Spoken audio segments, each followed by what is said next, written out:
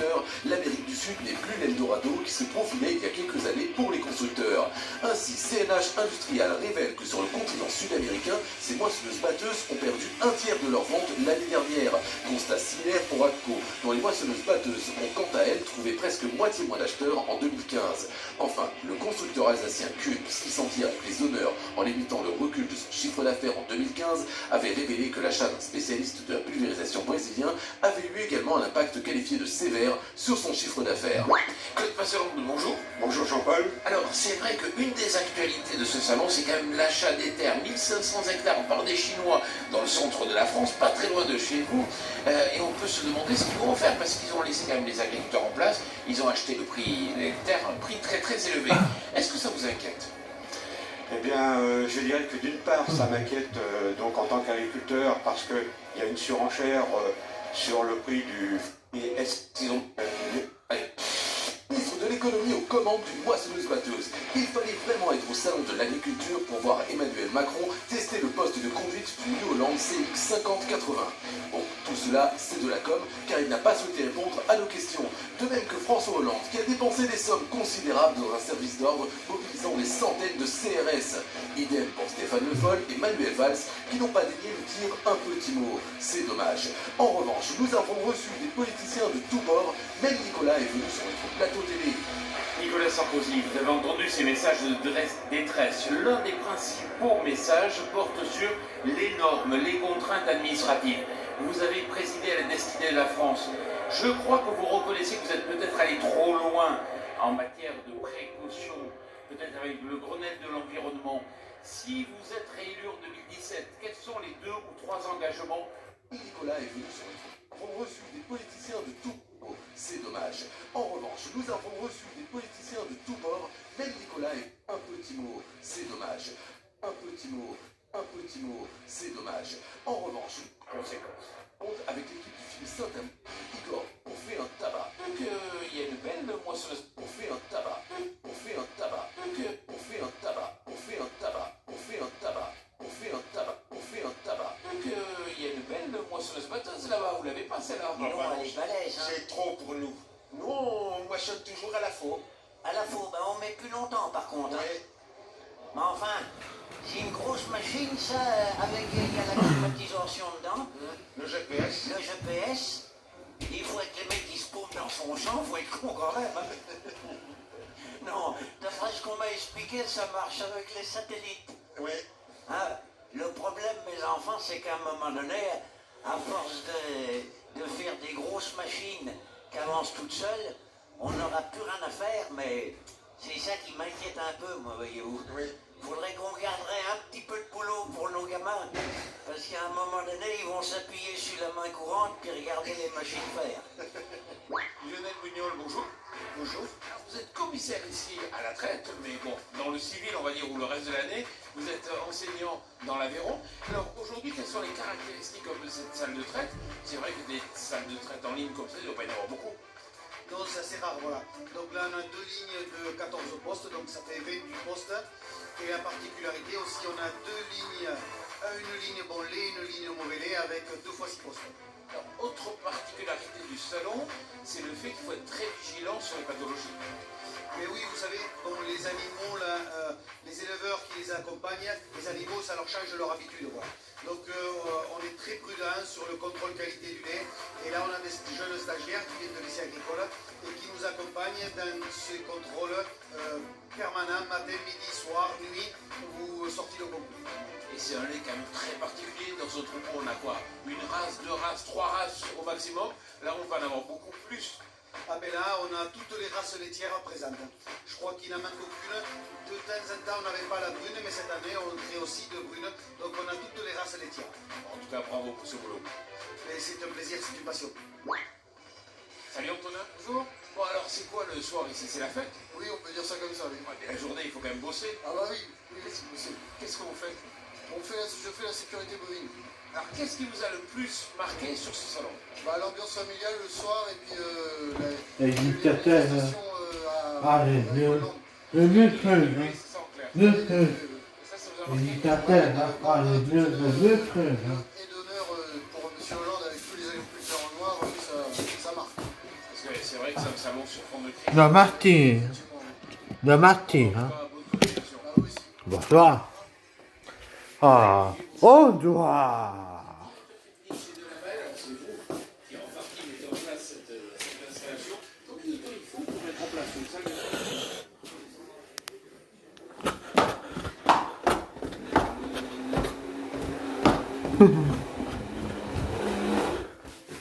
Non, non, non, non.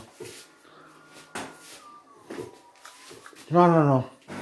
Doucement. Doucement, mange doucement. Doucement. Doucement, tu attends.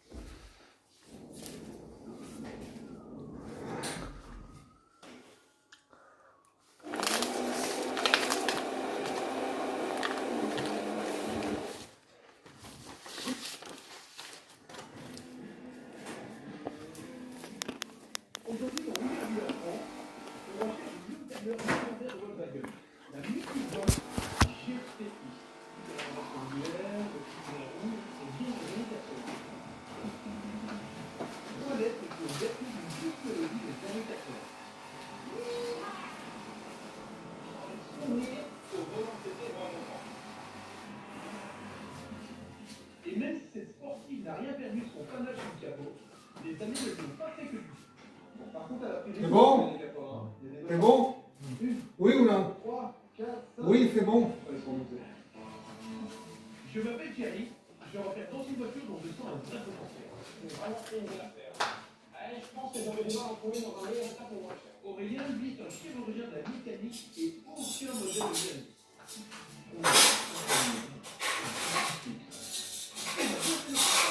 On pousse le gros lot lors de la route.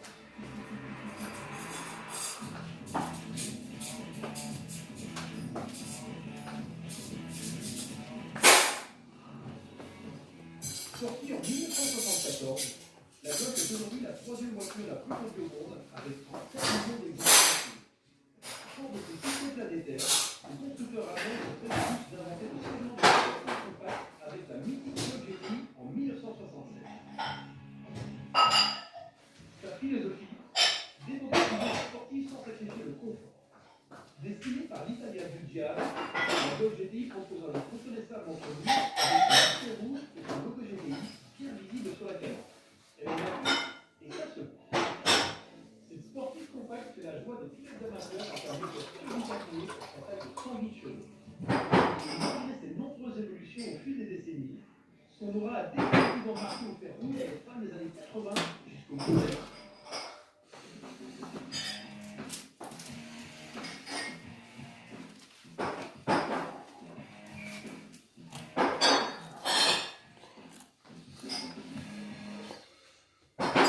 Aujourd'hui, ça de trouver un moteur qui a 50 km, le moins possible, et surtout le moins double possible. Et malheureusement, ça a mal fait, c'est absolument pas bon pour les enfants.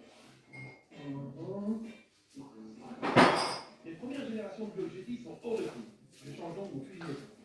J'ai pu me concentrer sur le Golf GTI de la deuxième génération, c'est le genre de 87 et 91. On retrouve des tarifs intéressants, et c'est pas trop encore élevé, et à mon avis, de toute façon, j'ai pu s'amuser de plus ou moins 5 000 euros. Allez, c'est pour trouver le... Effectivement, je m'y attendais. Ce tarif-là, on retrouve des grosses connaissances. C'est magnifique. En soi, on est là entre 250 et 270 km. Ça veut dire que potentiellement, il y a énormément de choses. Trop de travail. Oh, ouais, carrément. Rien qui était avant. J'ai fait pour tout le compartiment comme ça.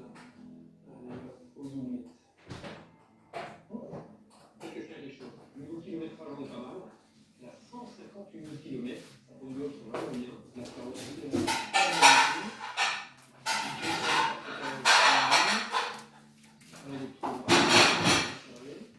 c'est une version plus tard d'avant. Et en plus, 4 700 €. Ça fait tout de suite.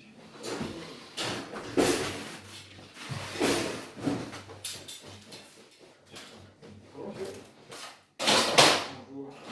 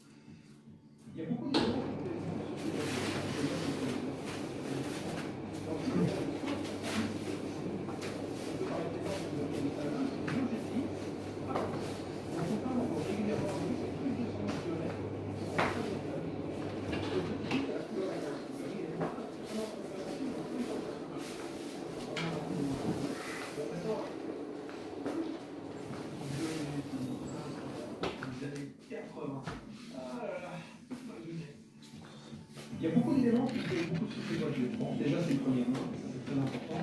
Et ensuite, elle n'a que 160 000 km. Alors, ça peut paraître énorme sur une voiture de ce âge-là, mais sur une Bio GTI, c'est pas tant que ça. On en trouve quand même encore régulièrement aujourd'hui qui ont plus de 200 000 km et qui sont en très bon état de moteur. Le petit plus, c'est la couleur de la carrosserie. Ben oui, elle est noire, et contrairement à ce qu'on pourrait penser, on n'a pas eu tant que ça sur le marché. Ça sera vraiment d'un peu moment de la France.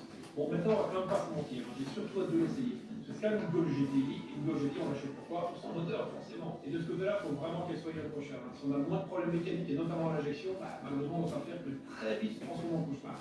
Et là, à deux bénéfices. De toute façon, je vais vite fixer, sinon on va bientôt arriver.